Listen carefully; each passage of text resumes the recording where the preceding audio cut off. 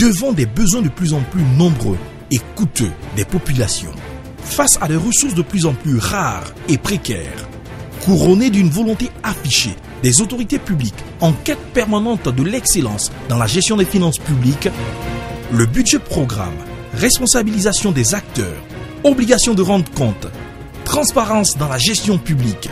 Le budget programme, une approche de programmation, de budgétisation, de gestion axée sur les résultats. Le budget programme pour une administration burkinabé plus performante, un impératif pour l'édification d'un Burkina émergent. Le budget programme pour le bien-être du citoyen burkinabé.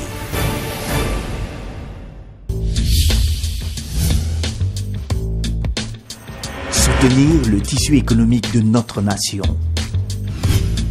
Croire en vous et à vos projets. Intervenir dans tous les segments de l'économie. Demeurer le meilleur choix des PME-PMI.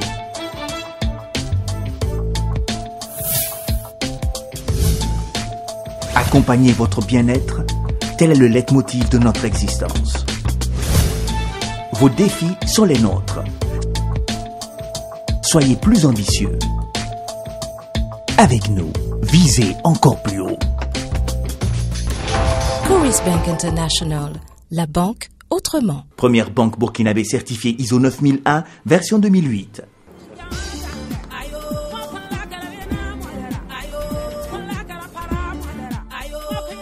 Je demande. C'est Floby. Qu'est-ce qui t'est arrivé? C'est pas ta faute. À chaque fois que tu payes un CD piraté, tu pousses un artiste comme moi dans la rue. Soutenez les artistes. Refusez d'acheter tous ces CD piratés. On est ensemble.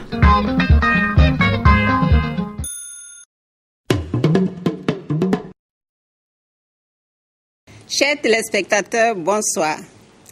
De nombreuses émissions, manifestations nationales et internationales centrées sur la culture burkinabé sont organisées, voire tenues au pays des hommes intègres, au pays de l'hospitalité africaine, carrefour du cinéma africain. Elles sont donc nombreuses, ces initiatives, et Ecofinance vient s'ajouter à tous ces cadres de concertation, de réflexion autour de cette richesse dont regorgent beaucoup d'États, pour ne pas dire tous les États dans le monde. Il s'agit de la culture. Mais pour ce soir, Ecofinance promet de se pencher essentiellement sur la dimension économique de la culture. Et à cet effet déjà, je vous fais partager les propos de M. Mahmoudou Ouedraogo, ancien ministre de la Culture, propos tenus le 4 octobre 2007 à Ouagadougou lors d'une conférence publique sur les thèmes culture et développement. Je cite donc, « L'économie sans la culture n'est qu'une croissance où l'homme ne s'épanouit pas. La culture et le développement constituent des dimensions différentes, mais indissociables d'une même réalité. Et c'est en prenant en compte la dimension culturelle dans l'économie que l'homme peut s'approprier les bienfaits de la croissance économique, s'épanouir et vivre pleinement sa vie. » Fin de citation. Alors, pour ce soir, dans notre émission, nous allons rechercher ensemble l'impact de la culture de notre pays sur l'économie et le développement du Burkina Faso en vue de l'identification des voies et moyens pour une meilleure intégration de la culture dans les projets et processus de développement du Burkina. Pour échanger autour de la thématique, des invités de taille, pluridisciplinaires, qui sont représentés au niveau du Présidium par M. Jean de Dieu Vaucouman. Il est le conseiller technique de M. le ministre de la Culture et du Tourisme. Également avec nous, M. Gueda Jacques Ouedraogo. Il est enseignant-chercheur à l'Université de Ouagadougou. Et je crois que M. Gueda Jacques Ouedraogo a eu à mener une étude pour le compte du ministère de la Culture et du Tourisme qui porte sur l'impact, si je ne me trompe, vous reviendrez là-dessus, l'impact de la culture sur le développement du Burkina Faso. La Ligue des consommateurs, acteur de taille également, au niveau de ces acteurs culturelle, représenté ce soir par Daniel Dayen, et un opérationnel. Au niveau du présidium, il s'agit de M. Martin Zongo. Il est administrateur du Carrefour international du théâtre de Ouagadougou, CITO. Nous allons commencer par adresser la parole au représentant de M. le ministre de la Culture et du Tourisme, qui n'a pas pu être là personnellement ce soir et qui pourtant a personnellement sollicité cette émission et nous a accompagnés de bout en bout dans la préparation pour qu'il nous définisse ce que c'est que la culture en réalité. Qu'est-ce que c'est que la culture? Le contenu de la culture, c'est quoi, monsieur le conseiller technique? Merci, Madame Bila. Avant tout propos, je voulais quand même, vous l'avez fait, mais je voulais excuser le ministre de la Culture et du Tourisme qui devait être là. Effectivement, c'est des impondérables ce matin même qui l'empêchent d'être avec nous. Mais je crois que ce soir, nous sommes là, un certain nombre de techniciens du ministère de la Culture. Je ne suis pas seul. Il y a beaucoup de directeurs, il y a des inspecteurs, il y a des qui sont là et qui pourront nous accompagner à donner un éclairage précis sur la culture. Alors, pour le commun des mortels, on a l'habitude de dire la culture, c'est ce qui reste quand on a tout oublié. Mais pour être beaucoup plus précis et plus large et plus la culture, c'est l'ensemble des traits distinctifs, spirituels et matériels, intellectuels et affectifs, qui caractérisent une société, un groupe. C'est également, elle englobe les arts, les lettres, les modes de vie, également les traits fondamentaux de l'être humain. Et également prend en compte les systèmes de valeurs et les traditions et les croyances. Voilà, largement défini que c'est que la culture. La définition qui vient d'être donnée par monsieur le conseiller technique est la définition de la communauté internationale à travers l'UNESCO, qui a trouvé donc une définition générale pour la culture. Mais il y a d'autres façons de percevoir la culture, notamment quand on veut la faire appréhender par le plus large public, par le citoyen lambda. Il y a une définition philosophique de la culture que l'on peut adapter à cette circonstance-là. L'être humain est marqué par deux sceaux, c'est la nature et la culture. La nature étant l'ensemble des aspects innés, c'est-à-dire ce sont des éléments avec lesquels on est né et qui permettent à l'individu de se mouvoir au sein d'un environnement. Mais au stade inné, l'individu reste sauvage. Ça veut dire que lorsque vous êtes né, s'il n'y a pas de culture autour de vous, vous allez demeurer comme un animal. Vous devez par exemple chasser le gibier, manger la viande crue, etc. Marcher tout nu, ne pas avoir d'habitation, etc. Alors que la culture, c'est tout ce qui vient faire sortir l'être humain de son état primaire de nature. Dès que l'homme a su se couvrir de feuilles pour masquer sa nudité, nous entrons déjà dans la culture. Dès que l'homme a su faire cuire des aliments, avant même d'atteindre le stade de la grande cuisine que nous connaissons maintenant, qui s'appelle l'art culinaire, dès que l'homme a su qu'il faut passer la viande sur le feu avant de la consommer, cette viande, nous sommes déjà à l'état de culture.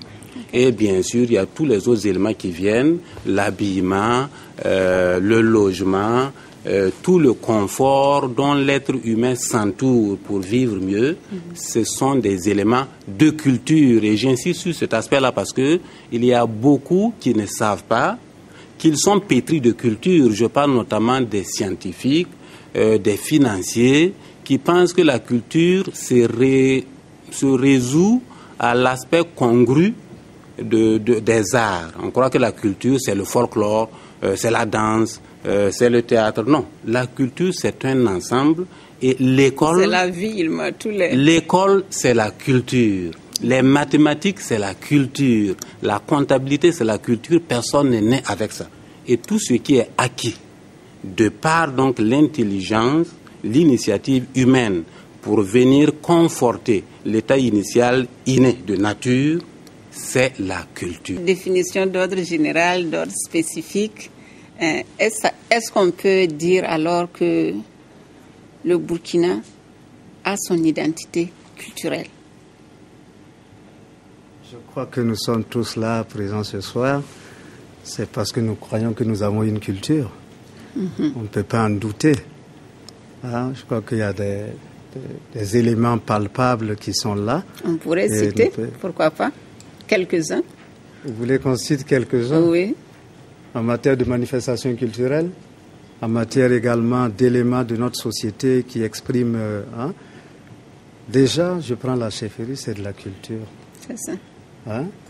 Bon, on a parlé de l'habitat, on a parlé de l'art culinaire, on a parlé de certains aspects. C'est tout ce qui fait de nous des Burkinabés. C'est notre identité. On ne naît pas avec une langue. On apprend à s'exprimer. Les langues sont des traits culturels. Et les langues qu'on parle au Burkina Faso, ce n'est pas sûr qu'on les parle au Togo. Voilà un trait distinctif de la culture burkinabé. Et je ne reviens pas sur les mythes, les contes, les chansons, les formes de danse, les scarifications, etc. Donc, chaque société a effectivement un ensemble d'éléments qui la caractérisent et c'est ça qui fait donc son identité culturelle. Nous avons la chance d'avoir un enseignant-chercheur avec nous. Quel pourrait être le contenu de l'économie culturelle ou de l'économie de la culture? Est-ce qu'il y a un problème pour que de plus en plus on puisse parler de cette thématique au niveau des acteurs de la culture? Peut-être avant de répondre à la question, je voulais réagir et rebondir sur la citation de M. le ministre Mahamoudou pour la conforter et dire que, en fait, on ne peut pas parler d'économie sans culture. J'allais dire que toute économie contient d'emblée un aspect culturel extrêmement important. Si je parle de la définition de M. le conseiller technique ou bien de M. le président du CITO, et que je regarde l'économie, je vois que dans le secteur, par exemple, qu'on appelle primaire, il y a déjà la culture. Si vous regardez, par exemple, les formations géomorphologiques ou bien les formations naturelles qui sont considérées par l'UNESCO comme étant de la culture, ça fait partie du secteur primaire de l'économie. Si vous regardez l'industrie, il y a aussi la culture dans l'industrie. Je pense qu'il y a un opérateur qui pourra le témoigner, qui m'avait dit il y a quelques années, que je crois que c'est dans une société japonaise, le secteur musique culturelle dépasse de loin le secteur moteur. Donc il y a la culture dans l'industrie, secteur tertiaire. Troisièmement, il y a la culture dans les services, par définition. Donc la culture traverse l'économie du secteur primaire jusqu'au secteur tertiaire. Ce qui est une spécificité de la culture que ne partage aucun autre secteur économique. Donc, on ne peut pas parler d'économie sans considérer la culture, parce qu'il y a d'emblée la culture dans l'économie. Premier aspect. Deuxième aspect, moi j'allais dire que la culture est un facteur de développement. Un important facteur de développement. Parce que quand on dit qu'un homme est cultivé ou qu'un peuple est cultivé, ce qui caractérise cet homme ou cette femme ou ce peuple, c'est que du fait de sa culture qu'il a acquis en voyageant ou en lisant ou en se formant, il peut faire de bons choix. Et les bons choix sont importants pour le développement. Il peut éviter les pièges. Et savoir éviter les pièges, c'est important. Il peut traîner derrière lui, bien sûr, par sa réflexion, sa création, des foules qui peuvent jouer de manière importante sur le développement. Donc, l'homme de culture, le peuple cultivé, c'est un agent important de développement. Ensuite, troisièmement, c'est que le produit culturel, c'est un produit spécifique. Nous autres, les économistes, on considère les biens durables et les biens non durables. Non durable, c'est ce qu'on consomme. Durable, c'est ce qui dure dans le temps. Mais la spécificité de la culture, c'est que c'est un produit, à la limite même certains produits, ça ne disparaîtra jamais. Si vous prenez un tableau, par exemple, célèbre, tant que le monde existera, eh bien, ça sera là. Vous prenez une œuvre littéraire d'importance, eh bien, tant que le monde existera, ça sera là. Vous prenez une œuvre musicale, tant que le monde existera, ça sera là. Donc, il y a des produits spécifiques dans la culture qu'on ne trouve pas dans les autres domaines. Si vous prenez, par exemple, je ne sais pas moi, l'industrie, la voiture est un bien de consommation durable. À un certain moment, la voiture, écoutez, le temps agit là-dessus, etc. Voilà. Donc, j'allais dire qu'il n'y a pas, d'économie sans culture. Et deuxièmement, que la culture est un important facteur de développement. Vous me posez la question de savoir depuis quand il y a économie de la culture. L'économie de la culture est récente. Je ne peux pas donner une date, mais c'est entre 1960 et 1970 que les économistes vraiment ont commencé à s'intéresser à l'économie de la culture. Parce que le produit culturel présente des spécificités qui créaient des problèmes à l'analyste, économiste. Lesquels problèmes? C'est le fait, par exemple, que nous, en économie, on considère que plus on consomme un bien, moins on en a besoin. Si vous consommez, j'allais dire, du pain, eh bien, plus vous consommez, moins vous en aurez besoin. C'est ce qu'on appelle le marginalisme. Et nous, on travaille sur cette base-là. Or, dans le domaine de la culture, plus on consomme un bien, eh bien, plus on en a besoin. Eh bien, je suis habitué à écouter la musique jazz. Plus j'écoute, vraiment, je deviens fou du jazz. Et comme les économistes ne pouvaient pas rendre compte des choses, on a préféré ne pas s'en occuper. Et ça a été ainsi jusqu'au tour des années 60, où il y a eu des contributions importantes. Et puis voilà. L'économie a commencé à s'intéresser à la culture. Et au jour d'aujourd'hui, on a vraiment une filière économique qui s'appelle Économie de la culture, avec un journal de l'économie de la culture publié en anglais. Voilà. Donc, effectivement, c'est un domaine récent. On ne peut pas parler d'économie, comme il a dit, sans parler aussi de ceux pour lesquels cette croissance a lieu et que ces produits sont produits. Il faut parler des consommateurs. Il y a aussi des consommateurs des produits culturels. Et c'est parce qu'il y a des gens qui seront très intéressés, des citoyens intéressés par les produits culturels burkinabés, qu'on pourrait parler de promotion des produits, de la culture burkinabé également.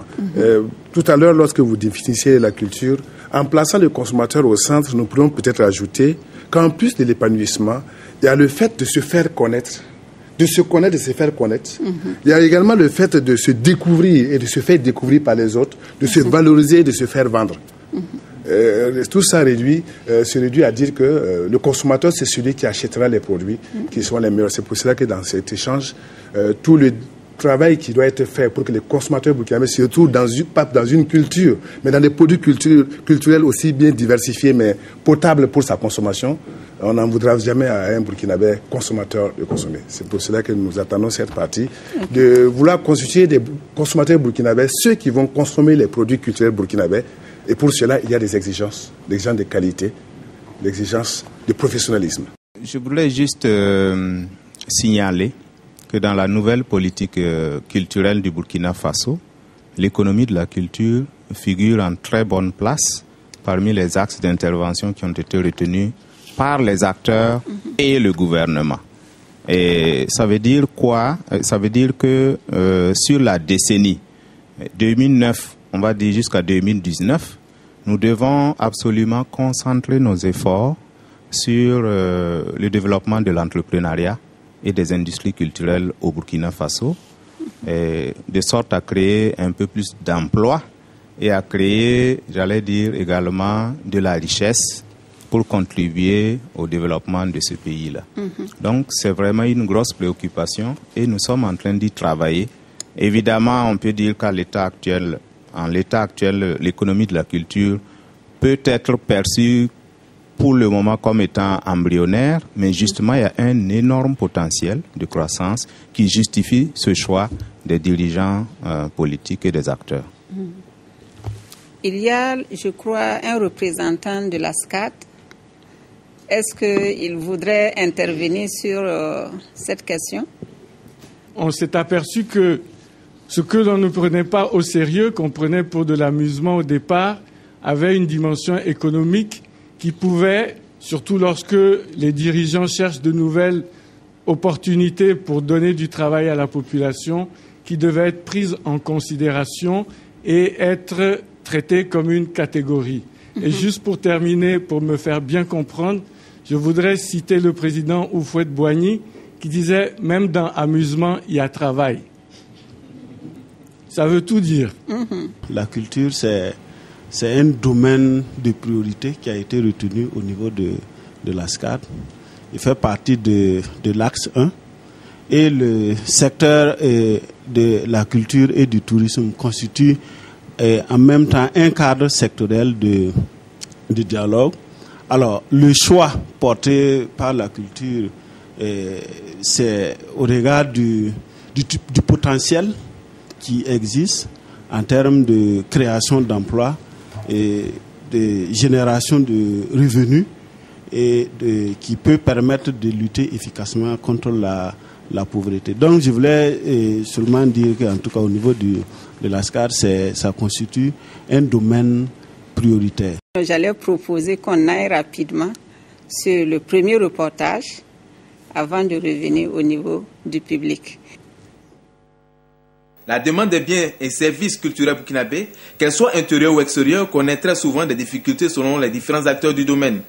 Le directeur général du Bureau burkinabé des droits d'auteur, BBDA, nous fait un bref état des lieux des droits perçus. Nous avons à peu près 800 millions de recettes et que nous donnons à peu près 600 millions aux artistes par an au titre des répartitions. Nous avons 3 grandes répartitions dans l'année, à savoir le mois de février, le mois de mai et le mois de septembre.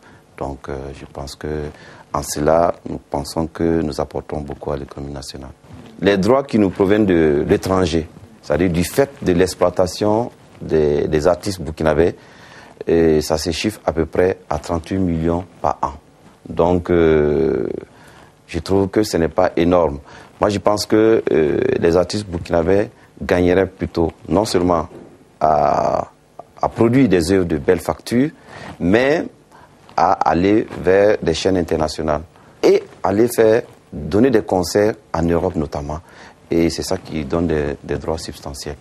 La vente des cassettes et CD, qui étaient déjà fragilisées par la piraterie, se porte encore mal avec le développement des nouvelles technologies.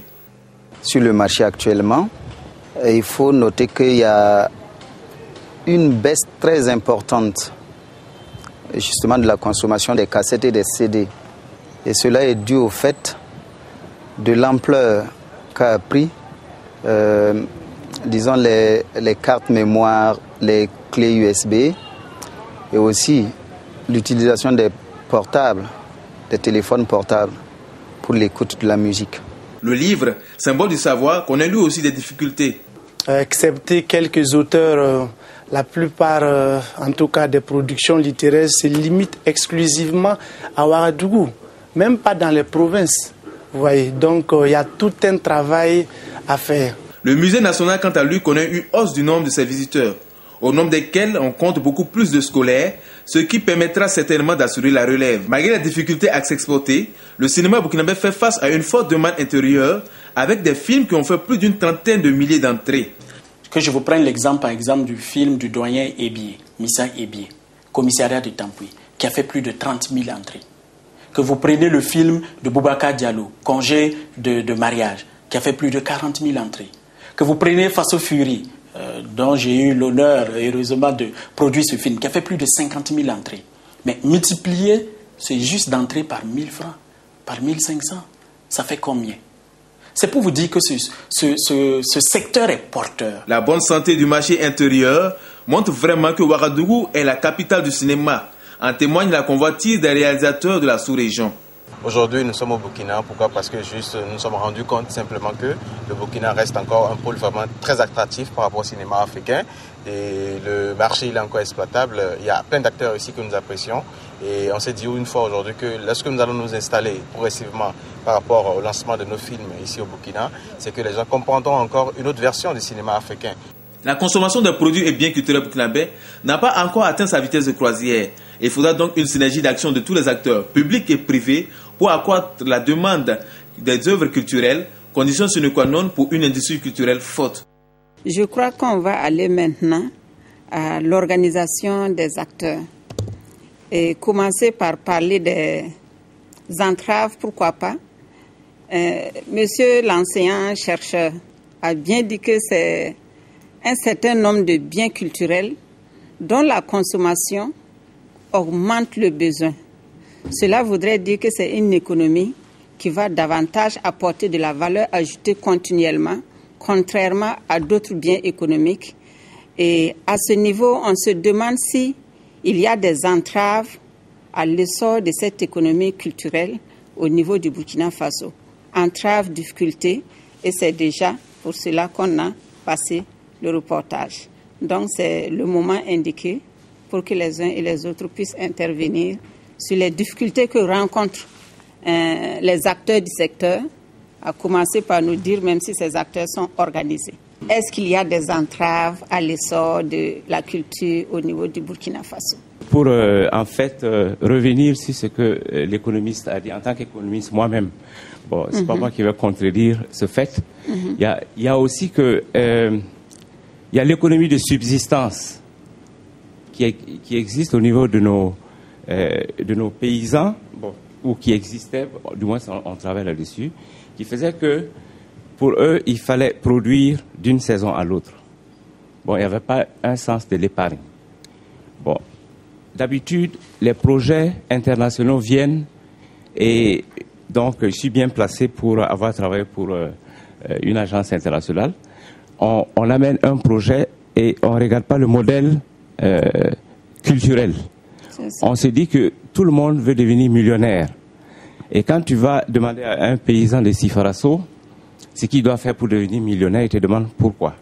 Parce que lui, dans sa logique, on cultive, on fait la chasse, on se marie, on cultive, on a le grenier pour 1 an ou 2 ans.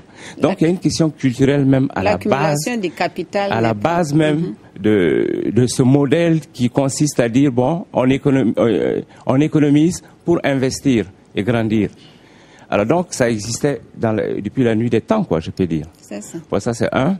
Bon, deuxièmement, quand on parle de la durée de vie, donc des objets culturels, c'est vrai qu'un tableau n'a pas de durée de vie, un Picasso, il monte en valeur. Mais dans le cas de la musique, par exemple, dans le temps, dans les années 50, 60, quand un Otis Redding faisait une chanson, dans le plan marketing de la société, c'était USA first, Europe afterward, and tout le monde entier après, quoi.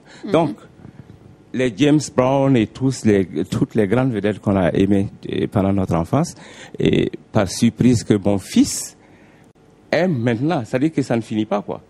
Mais avaient dans leur plan marketing attaqué d'abord le continent américain, ensuite l'Europe et le reste du monde. Mais aujourd'hui, la preuve que la culture, comme vous l'avez défini, n'est pas une question donc purement et simplement de danse ou de divertissement, c'est que dans la culture, il y a l'économie, il y a la technologie. Mais on ne fait plus les mêmes choses avec les cellulaires. On se demande qu'est-ce qui se passait quand il n'y avait pas les cellulaires. C'est ça. Avant, nous, on avait des téléx pour faire nos affaires. On attendait les téléx et le fax pour le contrat. Bon, maintenant, on scanne. Bon, donc, il y a tout ce qu'il y a comme développementique. Et tout ça, c'est culturel. Et quelque part, là où l'Afrique peut faire la différence, c'est notre capacité de création qui ne sort pas.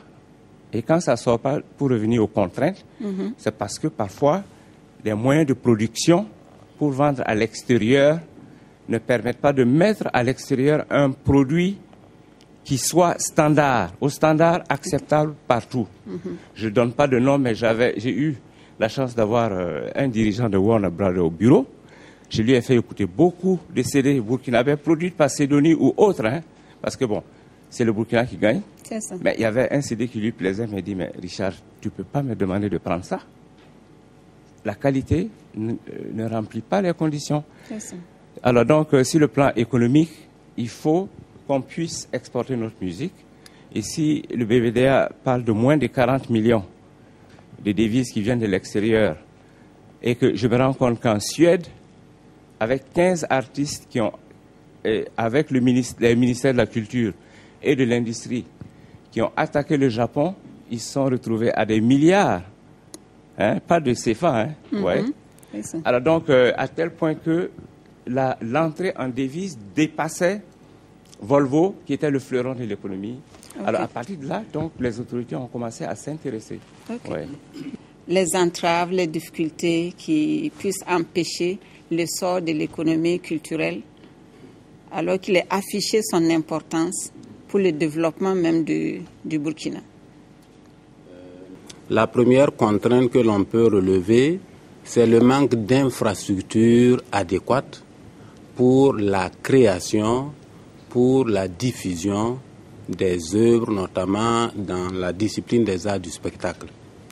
Il est vrai que notre pays dispose d'un certain nombre de salles, notamment dans les grandes villes que sont Ouagadougou et Bobo-Dioulasso, mais le pays est une entité, ce n'est pas qu'à Ouagadougou ou qu'à Bobo seulement qu'il faut qu'il y ait de la promotion et de la diffusion culturelle. Les autres régions en ont besoin, elles en sont sevrées. Il faut donc qu'il y ait une politique vigoureuse pour pallier à cette insuffisance-là. Quand vous voulez faire un bon concert, quand vous voulez présenter une belle pièce de théâtre, il y a un certain nombre de normes qui sont requises. Et si vous ne disposez pas de ces normes-là, ça ne peut pas garantir la qualité du produit que vous voulez présenter au public. Alors que le représentant de la Ligue des consommateurs vient tout de suite d'attirer notre attention sur l'aspect qualité des produits, parce que nous sommes dans un monde de plus en plus concurrentiel. Exigeant. Le problème des infrastructures et du matériel, par matériel il faut entendre équipement, ça veut dire tout ce qu'il faut en amont pour réaliser la production et peut-être ce qu'il faut en aval aussi pour faire circuler cette production-là. Eh bien, il y a des contraintes énormes à ce niveau. Je sais que des efforts sont entrepris, peut-être qu'on reviendra sur les propositions de solutions, mais là, c'est un goulot d'étranglement qu'il faut s'évertuer absolument à dégoupiller, sinon c'est une contrainte majeure de l'évolution de la culture de notre pays, ça c'est d'un. De deux... Est-ce que, avant qu'on aille au deuxième, le domaine dans lequel vous exercez, est-ce qu'on a besoin de grands shows pour faire du théâtre? Mais justement, j'admire votre réflexion à laquelle nous sommes habitués parce que c'est cette perception-là qui est généralement faite du théâtre. Pourquoi je donne raison au public, à tous ceux qui sont plus ou moins éloignés de ces disciplines artistiques. Ils pensent que le théâtre est un art mineur et se résume souvent aux scénettes qu'on voit à l'école primaire ou alors à quelques pitreries réalisées par certaines compagnies pour amuser la galerie. Le théâtre est plus sérieux que cela. Et pour vous donner une idée, au Carrefour international de théâtre de Ouagadougou-Cito, nos pièces de théâtre que nous montons, pour celles qui coûtent le moins cher, ça varie entre 17 et 18 millions. Les pointes de création de pièces, telles que La mort et l'écuyer du roi, ou dernièrement le crépuscule des temps anciens de Nazi Boni que nous avons adapté et monté en spectacle, ce sont des créations qui vous coûtent entre 25 et 30 millions. Alors c'est pour vous donner un aperçu du sérieux et du caractère professionnel de la réalisation de ces produits artistiques-là, qui bien sûr nécessitent un minimum d'infrastructures, de matériel, d'équipement, pour pouvoir donner la pleine mesure de leurs résultats, de leur éclat. Le deuxième élément de contrainte qu'on peut relever, pour moi, c'est la communication. La communication est au cœur de toute activité qui se veut une projection de marketing, une projection économique, une projection commerciale. Quand vous avez un produit, si ce produit ne connaît pas de promotion, si ce produit n'est pas connu du public, eh bien, la Ligue des consommateurs est là, il ne me dira pas le contraire. Votre produit, quelle que soit sa qualité, sa bonne facture, ne sera pas consommé. Et de ce point de vue, je crois que dans notre pays, il y a un amalgame majeur qu'il faut relever et déplorer. On classe les produits artistiques et culturels, je crois, dans la même case que les produits commerciaux. Alors que il y a une spécificité que le professeur, bien sûr, mais il faut que nous puissions savoir que la culture est un produit spécifique qui mérite de ce point de vue-là un traitement spécifique. Et a priori, il faut qu'on sache que les produits culturels, pour qu'ils connaissent un développement et une promotion qui répondent aux attentes et des politiques et des acteurs sur le terrain, et bien sûr, à l'attente du public aussi qui va consommer, il faut que ces produits-là soient connus. Et de ce point de vue-là, je crois que l'accès aux médias, l'accès à la communication, notamment au niveau des organes publics, laisse à désirer. Pour vous faire une petite idée encore, pour juste passer un spot, pour annoncer un spectacle, en ce qui concerne notre structure, pour 8 à 9 passages de ce spot-là, de 30-40 secondes, eh bien, il faut payer 1 million au minimum à la télévision nationale. Il n'y a pas dans ce pays une compagnie qui puisse avoir les reins financiers aussi solides pour consacrer rien qu'1 million à la diffusion d'un spot publicitaire. Ça n'aide pas la culture et Dieu seul sait que c'est la croix et la bannière au niveau des acteurs culturels. Pour trouver d'abord le nécessaire pour produire et ensuite s'il n'y a pas l'accompagnement pour que la communication puisse permettre que ce produit-là soit connu et consommé, c'est une contrainte majeure et il faut évidemment qu'on trouve aussi des voies et des moyens pour lever cette contrainte-là. D'accord. On pourrait... Une dernière contrainte avant que d'autres ne prennent le relais, mais notons ensemble l'ensemble de ces contraintes, de sorte que dans la deuxième partie, qu'on puisse relever. Côté infrastructure, qu'est-ce qu'on propose comme solution? Côté communication, qu'est-ce qui pourrait être et ainsi de suite. Le troisième cas de contrainte, avant de céder la parole aux autres, je pourrais dire que c'est le nerf de la guerre. C'est le financement de la culture, c'est véritablement un cauchemar que tous les acteurs de ce secteur-là connaissent. Nous sommes dans un pays à la réalité économique connue, c'est vrai, mais quelque part aussi, je crois qu'il faut décider clairement de ce que l'on veut faire comme option. Nous sommes un pays qui est reconnu pour sa réputation culturelle. Je crois que quand on va à l'extérieur, le flambeau qui fait reconnaître le Burkina Faso, c'est sa culture, même si ces derniers temps nous assistons à une sorte de boom minier. Mais si le boom minier a peut-être une période d'extinction, au niveau de la culture, ce n'est pas le cas. Au niveau de la culture, effectivement. Et malheureusement, nous ne sentons pas cette vigueur, cette volonté affichée de faire de la culture une matière première, inépuisable, extrêmement riche, très productive aussi, de la part de nos responsables politiques. Parlant d'entrave, je vais parler du secteur textile. Grand producteur du coton. Nous avons eu à un moment donné, en tout cas on a incité les hommes et les femmes à travailler et tissé. Et à un moment donné, on a eu qu'on n'avait pas la qualité.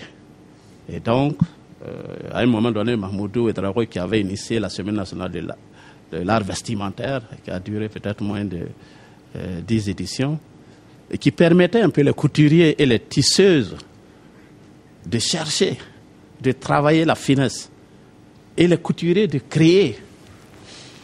Et cela manque beaucoup à ce secteur-là.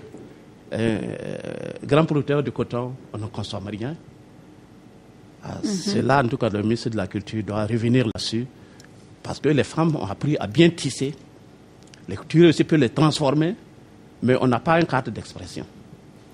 Et ça pourra, en tout cas, donner encore un plus, en tout cas, à la consommation du coton aux paysans qui travaillent de l'autre côté, et puis bon, à toute la chaîne.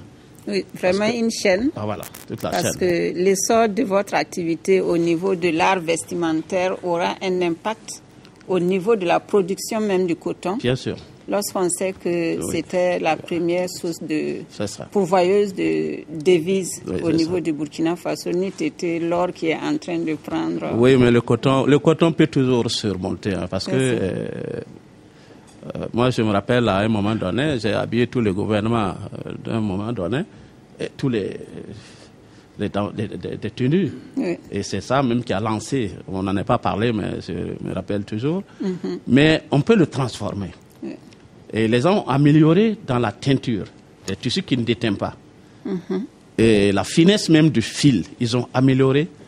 À tout l'échelon, il y a une amélioration. Mais en tout cas, il nous manque un cadre pour s'exprimer, pour créer et pour permettre la consommation de... Oui. Je pense qu'aujourd'hui, c'est avec fierté, lorsqu'il y a une cérémonie aux États-Unis ou au Japon, le soir du cocktail, vous sortez avec une tenue burkinabé. Mais s'il vous plaît, on vous regarde avec, je ne sais pas comment je vais vous le dire, avec plein de gens vous font des photos. Maintenant, il s'agit pour nous de nous intérioriser cette question. Il y a eu des temps où on nous a obligés à le porter et ça n'a pas arrangé les choses. Il est temps maintenant que le marketing...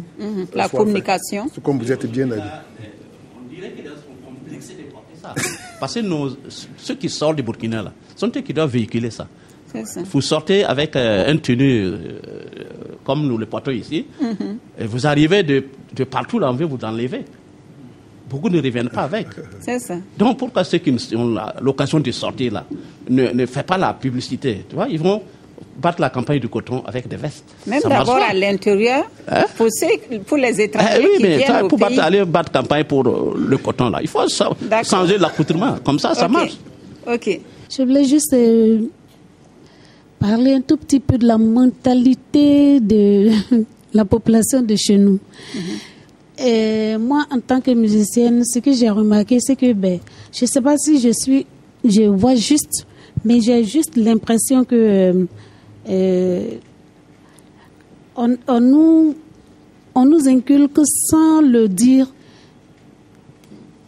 des complexes. C'est-à-dire qu'on nous fait croire même que ce que nous faisons n'est pas suffisamment bien. De sorte qu'on voit qu'autour de nous, le public consomme plus ce qui vient d'ailleurs. Et cela nous handicape et ça nous fait même copier ce qui vient d'ailleurs. De sorte que nous, on est en train d'un peu abandonner notre propre identité, notre propre culture. Et donc, je voudrais juste qu'on trouve... la formule, comment sensibiliser. La communication. C'est vrai que, voilà, parce que moi, je trouve que de nos jours, quand même, il y a des productions de bonne qualité, de belles factures, qui font que, il faut que nous, on arrive à avoir un petit, un saut patriotique, comme on le dit, pour savoir que ce que nous faisons ici aussi est bien, que ce soit dans le coton, dans l'art vestimentaire de chez nous, musique, que ce soit même dans les mets culinaires, que ce soit même dans nos musiques, et un peu tout le monde est d'accord pour acheter d'autres choses venues d'ailleurs très chères, mais chez nous, dès qu'on dit 1000 ou 2000 francs, on trouve que c'est trop cher, et juste parce que ça vient de chez nous. Alors que nous, Comme ça, nous ne pourrons pas valoriser ce qui vient de chez nous. D'accord. C'est ce que je veux dire. Merci beaucoup. Nos arrière-parents, nos arrière-grands-parents, etc., de la façon dont ils pratiquaient la culture, c'était dans un but élevé. C'est-à-dire que les pratiques permettaient de régler la société au plan éducatif, pour assurer la paix, etc. En réalité, pour maintenir et sauvegarder les valeurs humanistes. Prenons les initiations. Ça existe un peu partout dans nos ethnies. Les initiations, c'est quoi? C'est des rites, des pratiques qui amènent les membres d'une société à entrer en rapport avec d'autres entités. C'est-à-dire, ils ont certaines croyances qui ne relèvent pas de ce qui est matériel, physique. Et là, nous entrons dans une autre dimension. Et moi, j'aime souvent dire le mot, c'est la dimension spirituelle de l'être humain. Donc, si nous maintenons la culture dans ses racines de départ, à savoir la dimension spirituelle de l'être humain, je crois que chaque acteur, à son niveau déjà, en voulant faire un produit, devait penser à l'élévation de l'être humain, devait penser à l'élévation du consommateur. Et de ce point de vue, évidemment, il mettrait tout en œuvre pour faire un bon produit. Le consommateur, en retour également, pour la consommation, devrait tenir compte de ce qui l'amène à l'élévation. Donc, des produits qui puissent lui apporter des valeurs humanistes, des valeurs spirituelles. Mais, qu'est-ce qui se passe? Aujourd'hui, on tend à soigner davantage le corps, le matériel, le physique, plus que le spirituel. Et je pense que, de manière globale, l'ensemble des problèmes découlent de cette situation. Donc, cette contrainte majeure, là, c'est quoi exactement pour qu'on note et puis à l'entame des solutions? La contrainte majeure, aujourd'hui, c'est la déviation. La déviation des pratiques culturelles, j'allais dire. D'accord. Je vais intervenir à partir du reportage.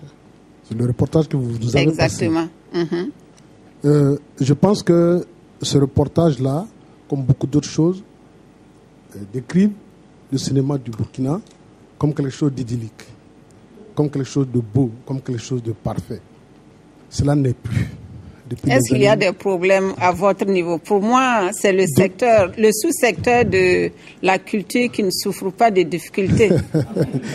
Oui, le cinéma. Il faut que je rigole, hein, parce que d'abord, il y a beaucoup de difficultés à notre niveau. Je vais y venir. Donc, ce n'est pas un secteur aussi idyllique qu'il le paraît.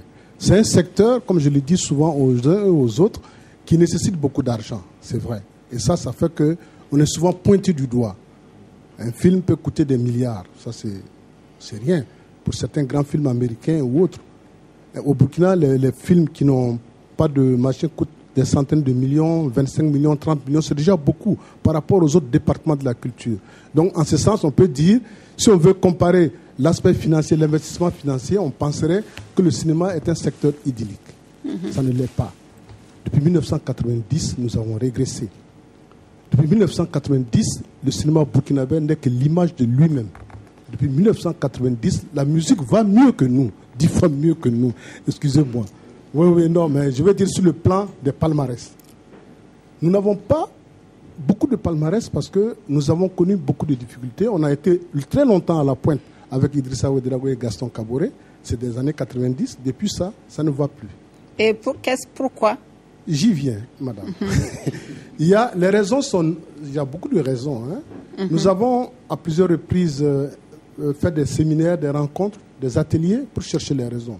Nous avons consigné les raisons dans un livre blanc que nous avons déposé au ministère de la Culture.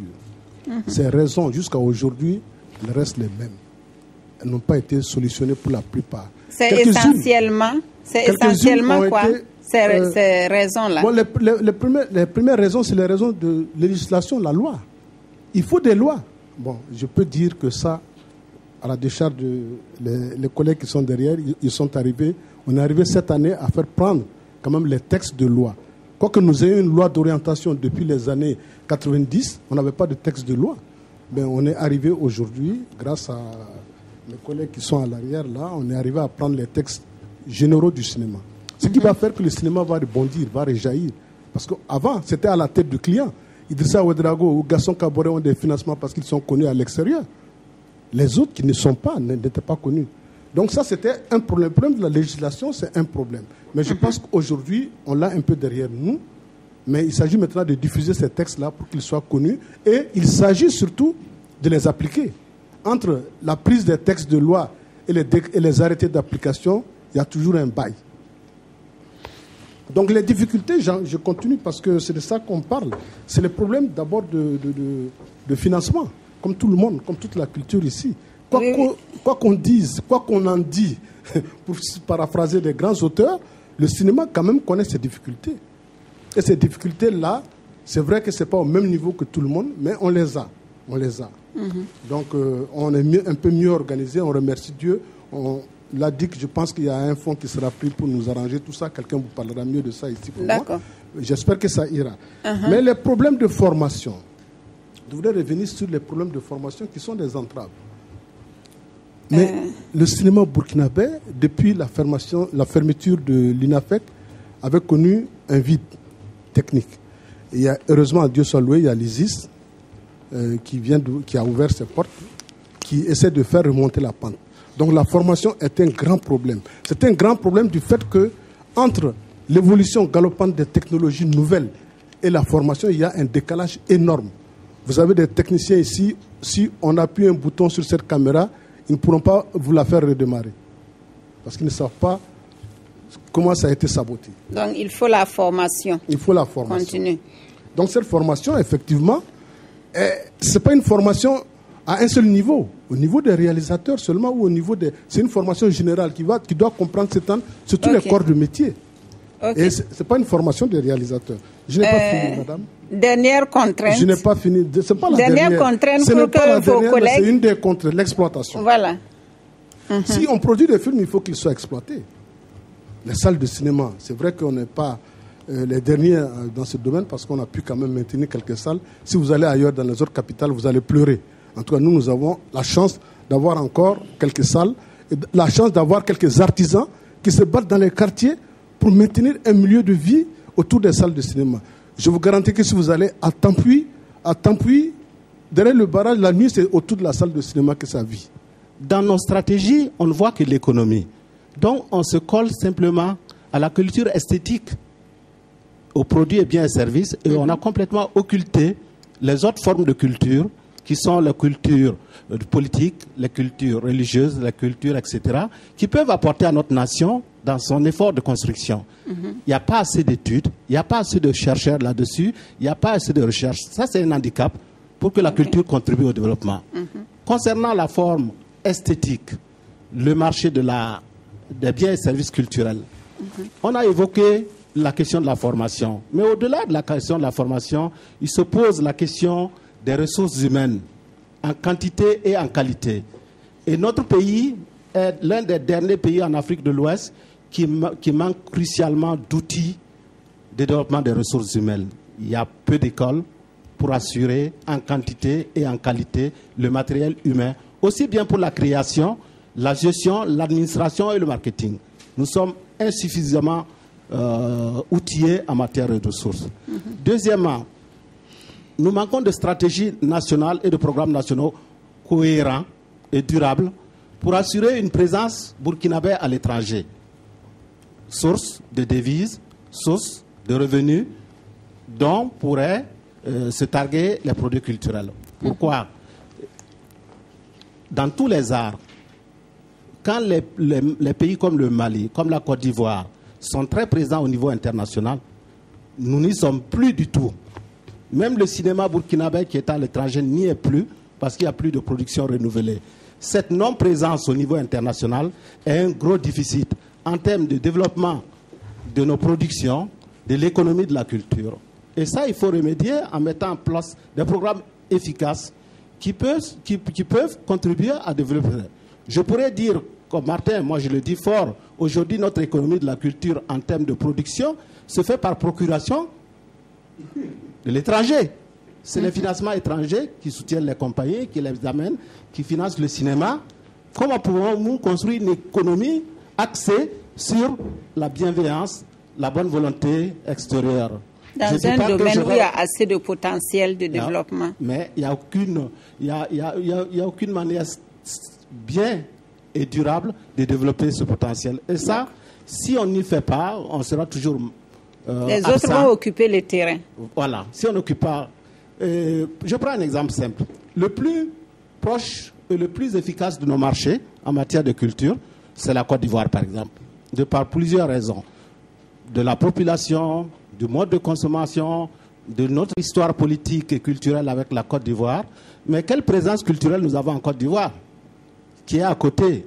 Ne parlons pas d'Europe, où la simple question des visas même est une grande entrave aux tournées, à l'exportation de la musique, à la circulation, mais dans l'espace UEMOA.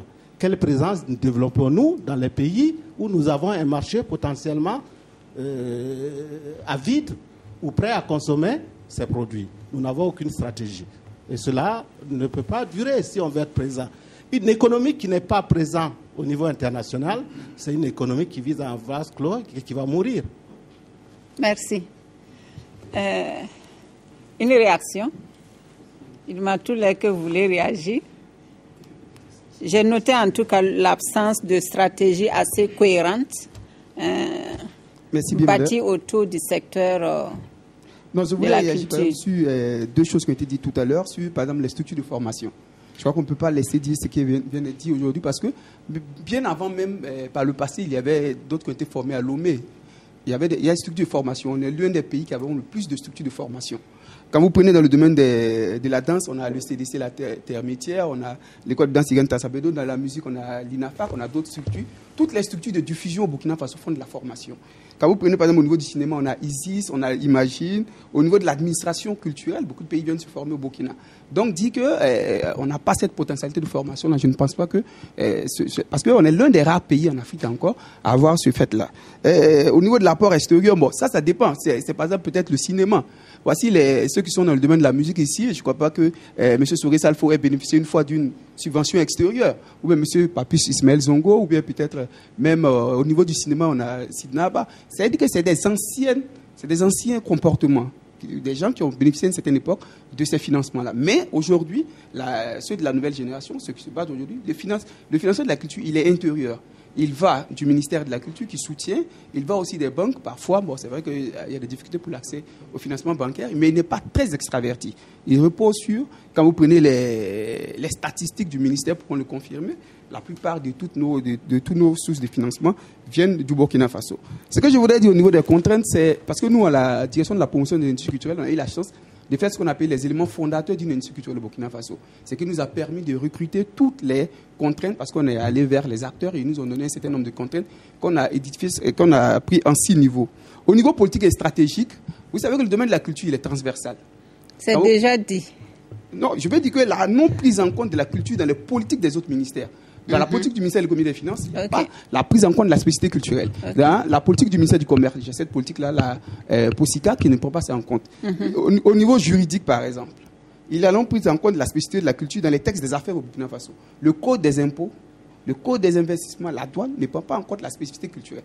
C'est vrai que c'est une entreprise, mais il fonctionne comme une entreprise, mais le bien culturel est spécifique. Il y a l'effet d'addiction qui a été développé par le professeur. Il y a le fait qu'un bien culturel il est comme un produit radioactif. Il n'est jamais neutre. Parce qu'il véhicule une identité culturelle. Il y a la piraterie. Parce que le marché intérieur est dominé par les produits piratés et la contrefaçon.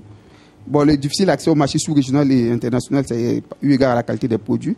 Et il y a aussi l'absence d'un cadre de distribution, de commercialisation des produits, un cadre organisé. Malheureusement, on n'arrive pas. Lorsque vous voulez acheter un CD ou bien un film, vous êtes obligé de parcourir des kilomètres pour pouvoir avoir ce CD. On n'a pas un cadre organisé de commercialisation. Il s'agit de l'organisation des acteurs.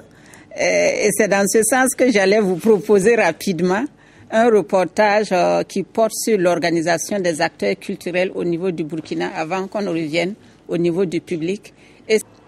Avec un patrimoine culturel riche et diversifié, le Burkina Faso s'est engagé à le préserver et promouvoir. Dans le but d'organiser ce secteur, de nombreuses initiatives ont été développées depuis 1971, date à laquelle fut créé un département ministériel en charge de la culture et de l'éducation. Aujourd'hui, la donne a changé. Un nouveau dynamisme a été insufflé au secteur par le ministère en charge de la culture. En plus du Conseil national de la culture, de nombreuses autres structures comme la direction du patrimoine culturel, les directions régionales de la culture dans toutes les 13 régions du pays et la direction de la promotion des industries culturelles et créatives viennent renforcer le dispositif institutionnel de promotion du secteur. L'engagement de l'État dans l'organisation du secteur de la culture ne s'arrête pas là. En partenariat avec des organismes internationaux, des structures ont été créées dans l'optique de contribuer à une bonne organisation de la culture burkinabé. C'est le cas du programme d'appui au renforcement des politiques et industries culturelles mis en place en partenariat avec l'Organisation internationale de la francophonie OIF. Le programme intervient à partir de 4 axes essentiels. Le premier axe, c'est renforcer les capacités du gouvernement du ministère de la Culture et du Tourisme, en lui, bien sûr, permettant d'améliorer son cadre juridique et institutionnel et aussi en faisant un appui aux directions thématiques. Le deuxième axe, c'est diversifier les dispositifs de financement des activités et programmes culturels et accroître, bien sûr, leurs moyens. Le troisième axe, c'est favoriser la professionnalisation des artistes et entrepreneurs culturels et l'évolution des processus participatifs, bien sûr par l'appui à l'organisation et à la structuration des professionnels, par le renforcement de leurs capacités et bien sûr par la mise en place de coopératives de distribution de produits culturels. Et le quatrième axe et dernier axe, bien sûr, c'est désenclaver la culture sur le plan social, politique et financier. Dans cette même lancée, le département de la culture envisage la mise en place d'une agence de développement des industries culturelles et créatives ADIC dans le but de prendre en compte les questions d'appui conseil et de financement du secteur. À noter que dans la promotion et l'organisation de la culture, le secteur privé n'est pas en reste. Des structures comme l'Association des artistes professionnels des arts plastiques, l'Association des éditeurs, l'Association des jeunes musiciens du Burkina, l'Union des journalistes culturels, le Syndicat national des artistes musiciens et bien d'autres initiatives privées contribuent actuellement à la bonne organisation du domaine de la culture burkinabé. Est-ce que les acteurs sont suffisamment organisés pour atteindre des objectifs communs?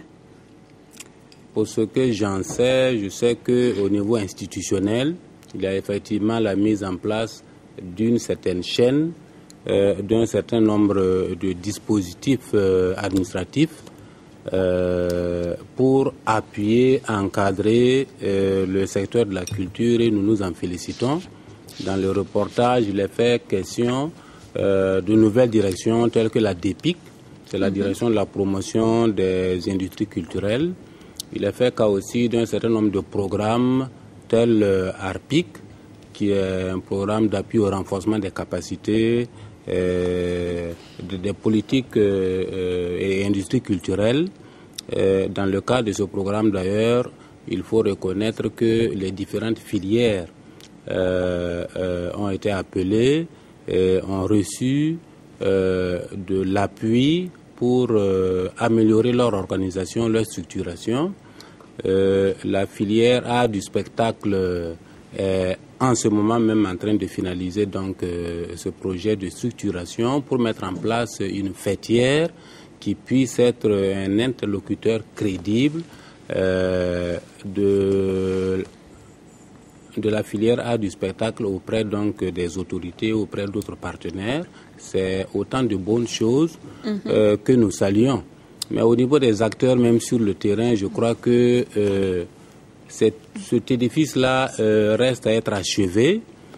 Certains ont fini leur structuration, leur organisation. Je prends le cas donc du livre.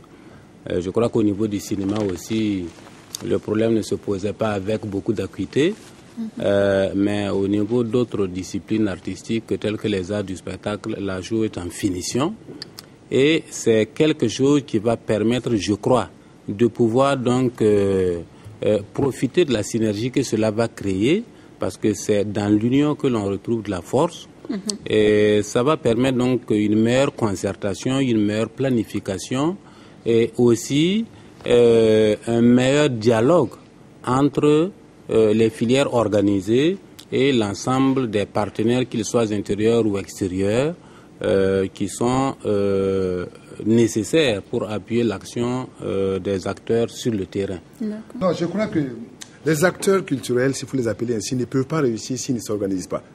J'ai eu la chance avec un programme de soutien des initiatives culturelles financées par l'Union européenne il y a une dizaine d'années, d'avoir conduit l'organisation qui devait aboutir à la création d'une fédération, je crois, des manifestations et festivals du Burkina. Mais c'était un maillon essentiel pour la promotion des activités, de tout ce qui se passe aujourd'hui au Burkina, tous les festivals que vous avez, festival des arachides, de la patate, du tir à l'arc. Non, mais ça fait partie de ce que j'appelle les cultures du Burkina, celles qui sont très fortes pour nous. Par exemple, cette organisation va vous permettre d'abord, de faire du plaidoyer, de faire passer vos idées de la manière la plus souple possible, par l'argumentation la plus solide. Ça voudrait également vous permettre aux acteurs de se protéger. Moi, j'ai vu le cas où une des initiatives culturelles a failli disparaître, le Koundé. Lorsqu'on fait des gros marchés de milliards à quelqu'un pour venir à la même période où un Burkinabé fait quelque chose de sérieux, écouté en Afrique du Sud et au Gabon, moi je dis que parfois, s'il y avait une organisation, elle aurait interpellé les autorités pour dire il faut bien une planification dans le pays et qu'on ne peut pas faire rentrer n'importe qui, n'importe comment pour occuper des terrains qui ne valent la peine. Je ne sais pas si je me fais comprendre, mais sans citer de quoi je parle. Alors, la deuxième chose... Les cinéastes sont organisés, non? Oui, mais j'en arrive là. Les musiciens, ils m'attoulèrent également. Je parle de ceux qui organisent des spectacles. Il va continuer le ceux temps qui que organisent vous des spectacles, les manifestations. C'est par là que le consommateur peut savoir ce que vous faites. C'est vrai qu'il y a trop de pirates. Il est difficile pour nous, tant qu'on ne voit pas les lieux où il faut acheter réellement le produit réel. Mais vous regardez dans la rue, je me dis s'il y a les policiers, tous ces cassettes qui circulent. La deuxième chose que je vais saluer dans l'organisation, c'est sur l'art culinaire. Et je salue les journées agroalimentaires qui doivent se tenir ou qui se tiennent déjà, si je m'en abuse. Parce que là, il est question aujourd'hui de faire en sorte que les Burkinabés puissent s'approprier les mets burkinabés. Regardez un peu comment on appelle un peu les produits burkinabés. Le taux, c'est quoi? C'est l'Afrique en danger. Vous voulez qu'un enfant mange ça comment? Le benga, c'est comme si c'était pour les pauvres.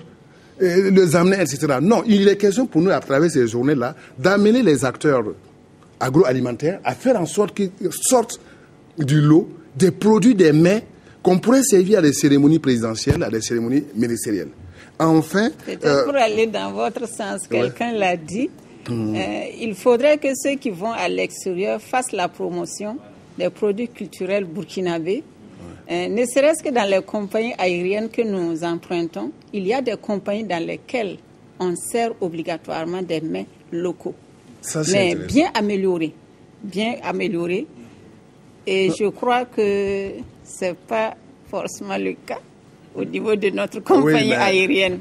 Pour ne pas dire qu'on n'a jamais constaté ça. C'est juste pour aller dans votre sens. C'est bien juste deux mots. Il faut également ajouter que toutes les cérémonies officielles, depuis la présentation de vœux au président du Faso jusqu'à toutes les fêtes qui auront lieu bientôt, que ce soit que des mets burkinabés. Non, suffisamment de mets burkinabés. Vous savez pourquoi je le dis? Vous l'avez dit. Non, c'est pas que quand je le dis, moi j'aime bien les produits de qualité. Je dis que celui qui vend des produits burkinabés, croyant que parce que je suis burkinabé, je suis obligé de l'acheter, je ne l'achèterai pas. Mais aujourd'hui, nos transformateurs et transformatrices font du très bon travail. Mais que nous-mêmes n'avons pas intériorisé. Nous ne croyons pas en cela. La troisième chose que je voudrais dire avant de terminer... communication là-dessus d'après M. Zongo. Oui, ce que je voulais dire avant de terminer, il ne faut pas que j'oublie mes idées. C'est que, enfin, pour ce qui est de l'organisation des acteurs, je le dis, on ne peut pas jouer sur le terrain sans concertation. Aujourd'hui, tous les problèmes qui sont soulevés ici, vous allez aller seul. Mais il faut que l'État joue son rôle. L'État, s'il a créé une ministère de la Culture, et je crois bien qu'il le fait, il y fait confiance, il faut qu'il facilite l'organisation des activités culturelles au Burkina. Que ceux qui ont des films à monter, que ceux qui ont des morceaux à faire, ceux qui font la musique, l'État doit faciliter. Je ne lui dis pas de donner de l'argent, parce que généralement c'est ça qui pose problème. Mais il doit faciliter, et ouvrir des brèches. Quelqu'un a dit... les chefs d'orchestre restent les acteurs sur le terrain, mais pas l'État, non? Non, il facilite. L'État a un rôle, sinon qu'il disparaisse. Mais ce qui n'est pas possible parce que nous avons foi à notre État. Sans État, on n'est rien. La facilitation, j'insiste là-dessus. Il n'y a pas de raison aujourd'hui comment vous avez appelé ça, une foire sur l'arbre ait disparu. Elle a disparu. Il faut qu'il y ait des petits... Et les autres ont pris les initiatives locales pour suppléer aux insuffisances de l'État. Que ce soit la promotion de l'arachide pour faire... Que ce soit le javeste pour l'art vestimentaire de Dicine. Bon, bref, je ne m'emporte pas, mais... D'accord. Juste quelques mots, le temps que le conseiller intervienne et on lance le reportage. Moi, je suis pour le fait qu'on s'organise. Et je déplore que dans le reportage, on n'ait pas parlé de la PRODEM. On a parlé de toutes les associations, même des syndicats de musiciens. Mais là, il y a l'association des producteurs, éditeurs et distributeurs de musique, qui existe depuis bien longtemps, bien avant ARPEM.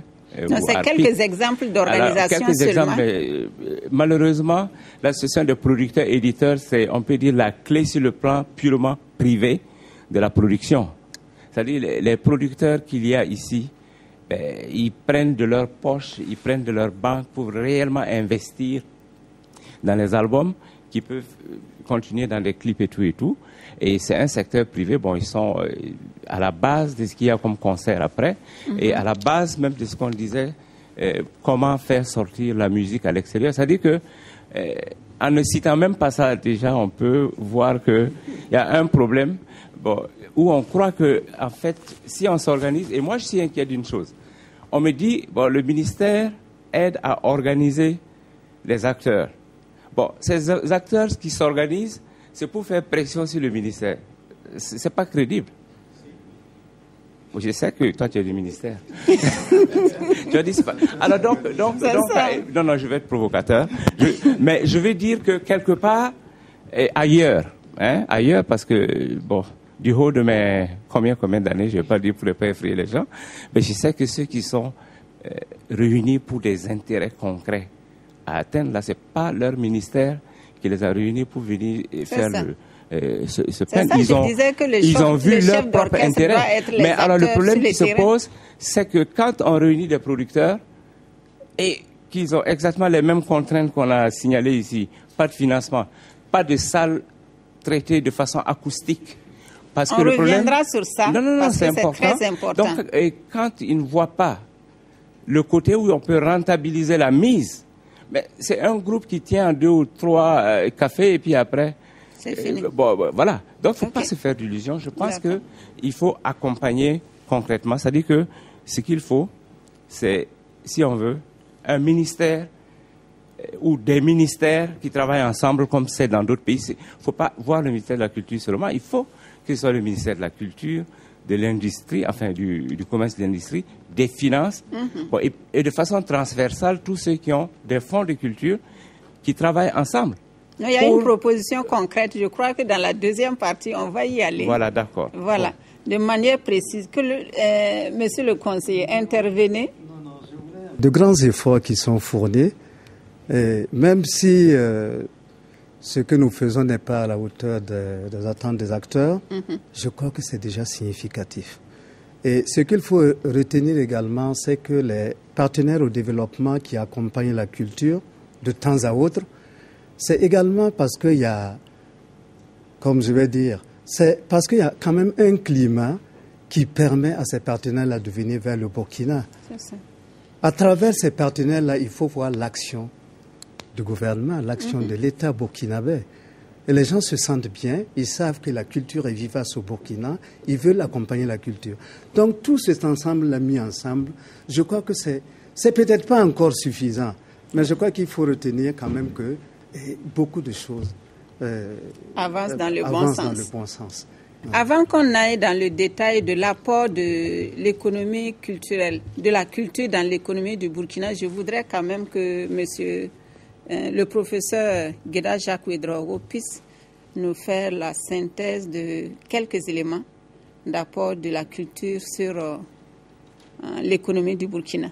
Brièvement, puisque nous allons aborder ça dans le moindre détail dans la deuxième partie. Je voulais particulièrement partager le point de vue de M. Kwala sur la nécessité de voir la culture au sens large, y compris dans sa contribution à l'économie. Sinon, si on se contente vraiment de l'aspect direct, on risque vraiment de minimiser ce qui est plus important. Et je voulais rappeler ce qu'a été le rôle de la musique dans la conquête des droits civiques des Noirs américains. Et je pense que c'est Denis Production en parlait tout à l'heure. Nous nous souvenons parfaitement des chansons de James Brown qui disaient de le dire « Oh, que nous sommes noirs et fiers », n'est-ce pas? Et vous imaginez par la suite la conséquence de la conquête de ces droits civiques sur l'économie, pas seulement des Noirs américains, mais aussi toute l'économie américaine. Donc il ne faut pas voir ce qui est immédiat, il faut voir plus large. Et c'est ça qui pourrait justifier, si vous voulez, la subvention que l'État pourrait apporter éventuellement au secteur culturel. Cela étant, puisque l'économie est à l'honneur, même si nous parlons de la culture, je pense qu'il faut que nous recentrions encore une fois la discussion sur les aspects économiques. Et je pense que quand on regarde un produit, n'importe quel produit, sa consommation est fonction d'un certain nombre de facteurs. Vous avez évoqué quelques-uns. Il y a le facteur qualité et capacité. Vous voyez, est-ce que... Parce qu'il faut aussi qu'on regarde nos insuffisances. Il ne faut pas qu'on soit là à demander qu'on fasse ça. Mais ce que nous produisons, est-ce que c'est à la hauteur? Est-ce que ça peut justifier une demande, qu'elle soit intérieure ou extérieure? On reviendra sur ça, professeur. Non, je voudrais seulement que vous nous dites, en termes monétaires, qu'est-ce que, par exemple, l'économie de la culture nous a rapporté, par exemple, en 2016-2009, puisque je disais qu'on va revenir abondamment sur ça. Sinon, je voulais poser des questions aux acteurs de la culture, par rapport à ce que moi je vois, qui ne motive pas la consommation. D'accord. Alors, donc on nous a demandé, nous étions simplement des ouvriers, l'étude c'est le ministère maintenant, n'est-ce pas? Donc on nous a demandé d'essayer d'évaluer l'impact de la culture à l'économie nationale. Ça n'a pas été vraiment un travail facile, du fait que la culture n'est pas prise en considération par les statistiques, les institutions qui collectent les statistiques. Donc ça n'a pas été facile. Nous avons quand même pu obtenir quelques données en faisant des enquêtes et puis en faisant des extrapolations à partir de ces enquêtes-là. Alors, nous avons essayé d'évaluer la contribution du secteur de la culture à la constitution du revenu national, le PIB, produit intérieur brut. Et nous avons évalué ça en 2009, pour l'année 2009, à environ 76,6 milliards de francs CFA. 76,6 milliards de francs CFA, ce qui faisait à peu près 2% du PIB de l'année 2009 pour ça. C'est quand même énorme. Oui, c'est énorme. Et bon, pour certains, j'allais dire, certaines filières, on a pu même avoir des données sur le revenu par tête. Et nous savons par exemple que dans le domaine du livre, le revenu mensuel moyen variait entre 130 000 et 200 000 francs par mois. Voilà.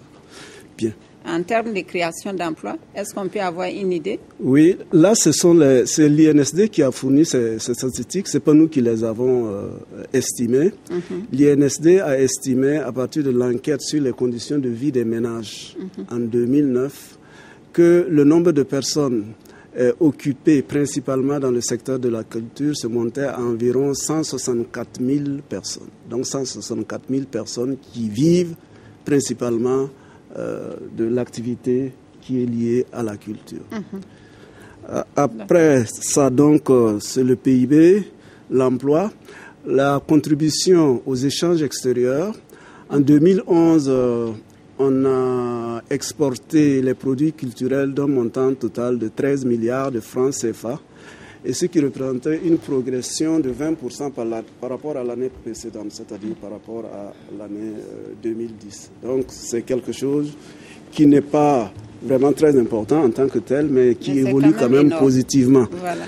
En face, nous avons importer les produits culturels, eh bien, en 2011, pour un montant de 143 milliards de francs CFA. 143 milliards de francs CFA. D'importation contre 13 milliards d'exportation. Contre 13 milliards d'exportation. Comme quoi, il y a des efforts à fournir en matière d'exportation. Voilà, c'est ça. Jusque dans les années 1990, il était difficile pour les artistes burkinabés de se produire dans leur propre pays. Mais en 1999, un homme, Seydou Richard Traoré, lui-même artiste musicien, décide de faire changer les choses. Je me suis rendu compte qu'il fallait se déplacer jusqu'au Bénin ou bien jusqu'en Côte d'Ivoire.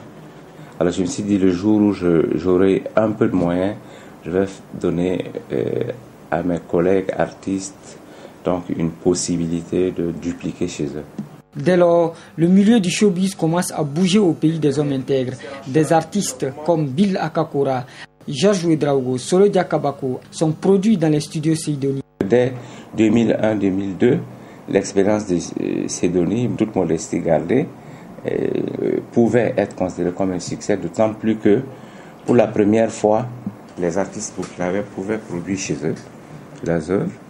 Et on est allé jusqu'à près de 75 productions nationales, alors que si vous comparez à ce que on a produit de 1960 à l'arrivée de Seydoni, on n'avait que 45 albums, y compris les miens par exemple. Donc en 2 ans, on avait déjà fait autant que pendant ces décennies. Au fil des ans, la maison Seydoni devient incontournable. Mieux, des artistes viennent d'ailleurs pour découvrir l'expérience burkinabé. Le business marche, une véritable industrie dans le contexte burkinabé. Plus de 1500 artistes du monde sont dupliqués dans les studios de Seydoni. Et comme le disait d'ailleurs le pianiste de Bob Marley qui est venu accompagner Tikenja dans les studios Seydoni, il dit mais c'est une perle, bon, enfin, qui a été assez fou pour venir mettre cette perle dans la poussière ici. Parce qu'il s'est dit, bon, l'instrument qu'il y a, eux, ils avaient moins pour faire ce que Bob Marley a fait. Mais très vite, les difficultés ne tarderont pas à frapper à la porte de la maison commune des artistes. On a bénéficié à l'époque donc du régime C du Code des investissements, puisque ce régime stipule que quand vous avez un investissement de près de 500 millions, vous pouvez avoir le matériel sans douane à l'entrée. Mais le problème qu'on a eu, c'est que le matériel de production était exempté, mais pas la matière première. Et ensuite, le deuxième problème, c'était que la piraterie était là. Le troisième problème, qui devrait être une bonne chose, c'est que nous, on a voulu tout faire en règle. C'est-à-dire quoi? Puisque nous étions là et nous voulions reprendre la duplication de toutes les musiques du monde, y compris la musique au Burkina, on a payé, par exemple, à Silla Production à Paris, 25 millions pour avoir le droit de dupliquer tous les Guinéens. À Sonodisc, on a payé pour avoir le droit de dupliquer toutes les autres musiques. Et ensuite, à JPS, on a payé pour pouvoir avoir le droit de tout ce qui est camerounais, congolais et tout et tout. La maison va vivre des moments difficiles jusqu'au retour de la Suède du patron en 2011. Depuis cette date, Seydou Richard Traoré a décidé de prendre lui-même les choses en main. Déjà, une vingtaine d'artistes musiciens se préparent sous la houlette de Seydoni et mettront bientôt leur album sur le marché des disques.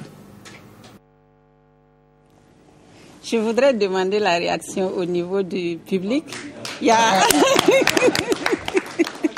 Je voudrais que Papis puisse intervenir. Votre réaction par rapport à ce modèle, à cet exemple presque réussi, sinon totalement réussi, non, on peut le dire. C'est pour ça qu'on a applaudi, malgré les contraintes que vous avez pu rencontrer. Non, je m'adresse à Papis. Je suis en face de mon ex-patron. Et je pense que cette période-là était quand même une période qui nous a beaucoup fait rêver.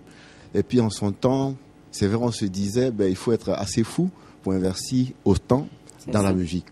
Mais pour rappeler quand même des notions que le journaliste a utilisées dans le reportage ici, il ne faut pas faire la confusion entre la production discographique et la duplication des supports.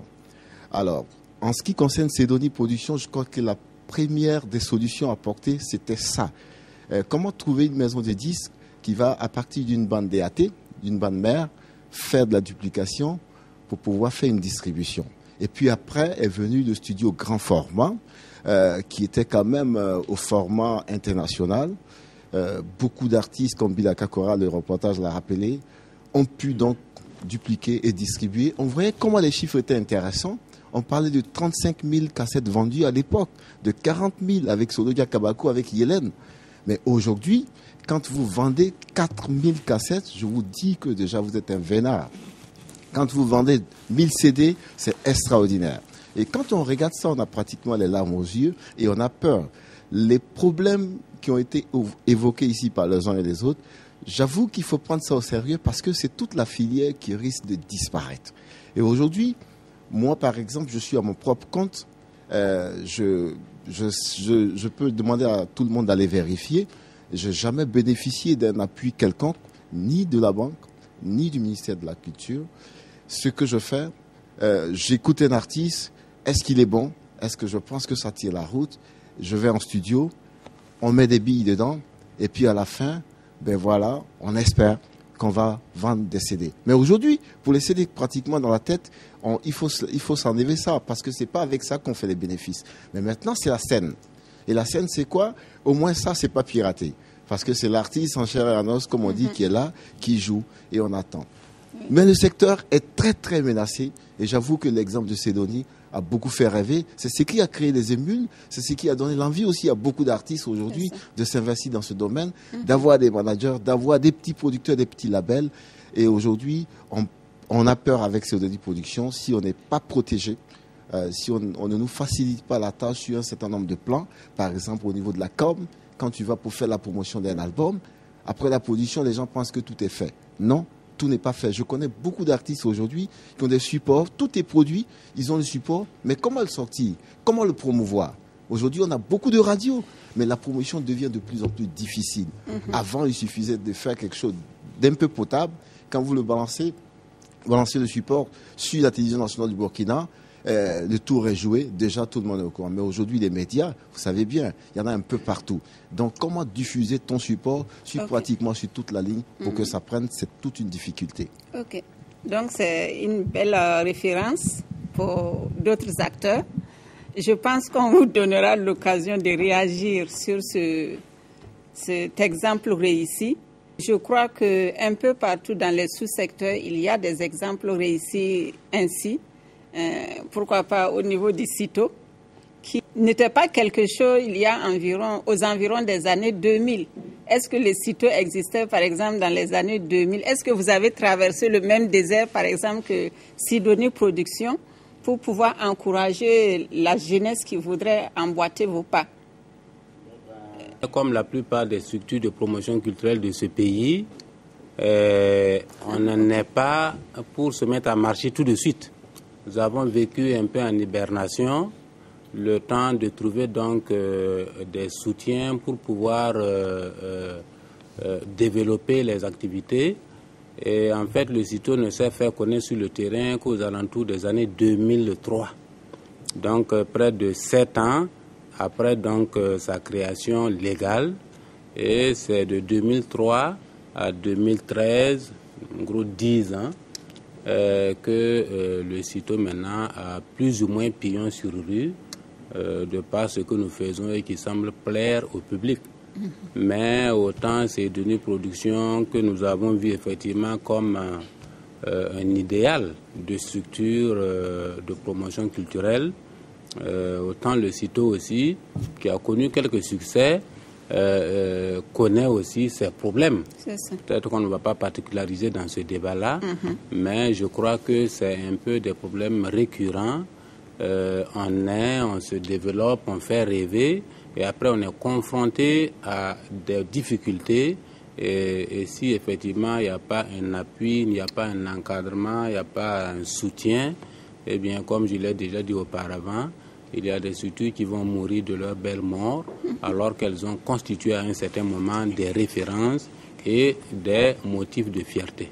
Les Koundé, c'était un peu bien avant l'installation de Sidonie Productions, mais très vite on s'était rendu compte, je n'avais pas les statistiques des 45 albums sortis de 1960 jusqu'à avant Sidonie, mais la contrainte c'était qu'il n'y avait pas de production.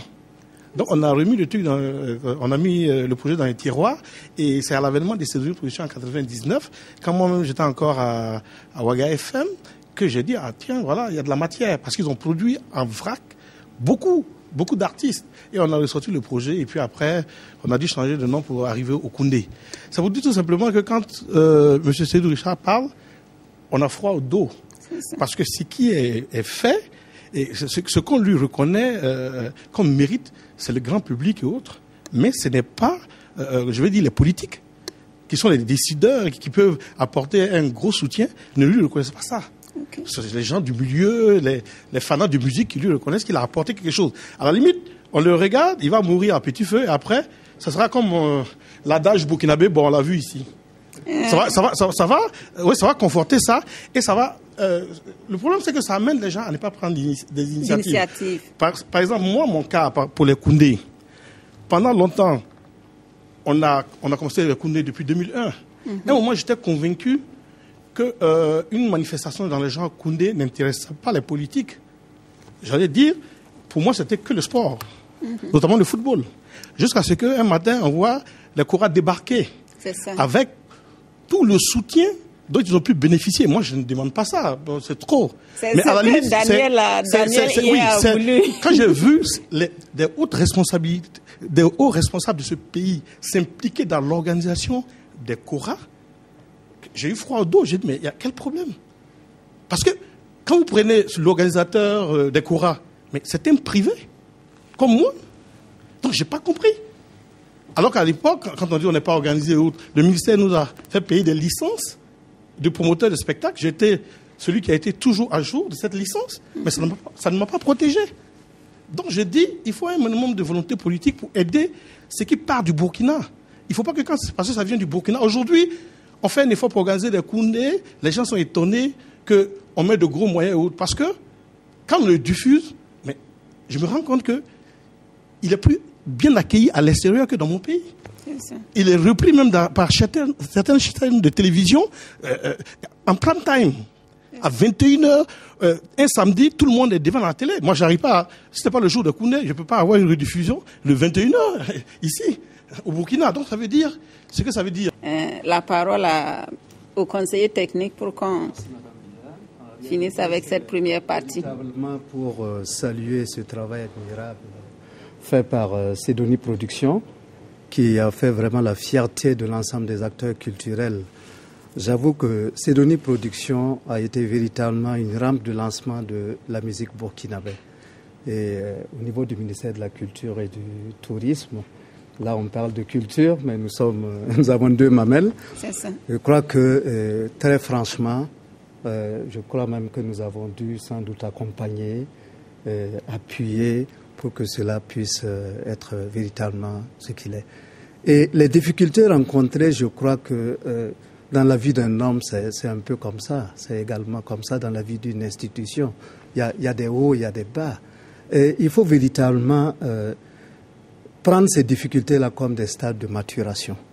Ça signifie que nous devons corriger le tir. Nous devons développer une nouvelle stratégie. Nous devons faire autre chose pour aller de l'avant. Hein?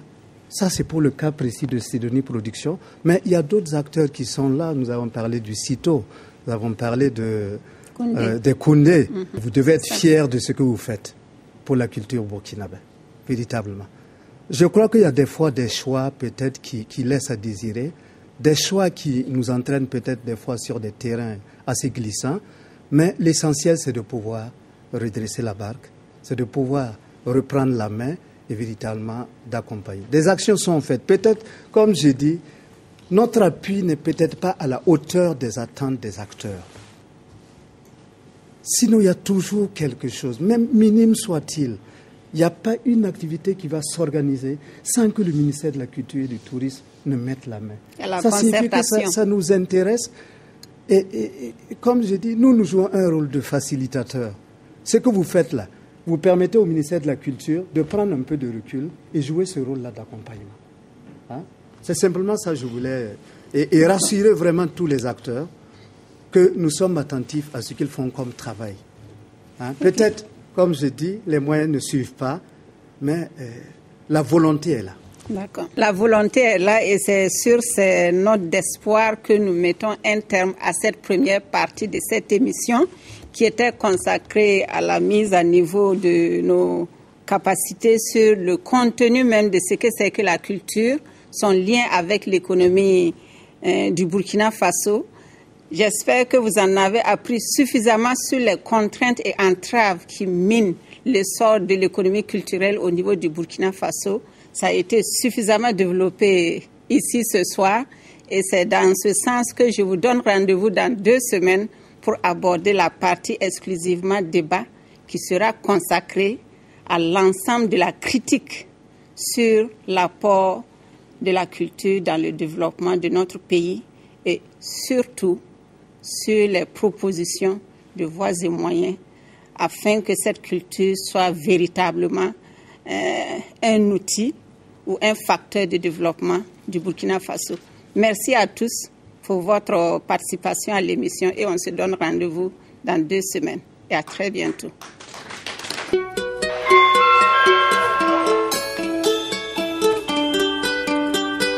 Avec elle, mes missions à l'étranger sont plus faciles. Loin de ma famille pour mes études, avec elle, mes parents me savent à l'abri. Avec elle, je fais mes achats en toute sérénité.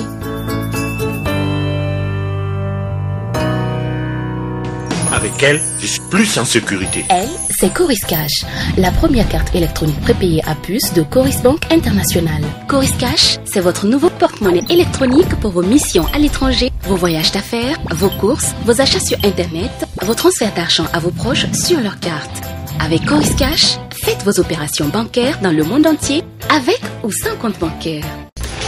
Coris Bank International, la banque autrement. Première banque burkinabé certifiée ISO 9001, version 2008.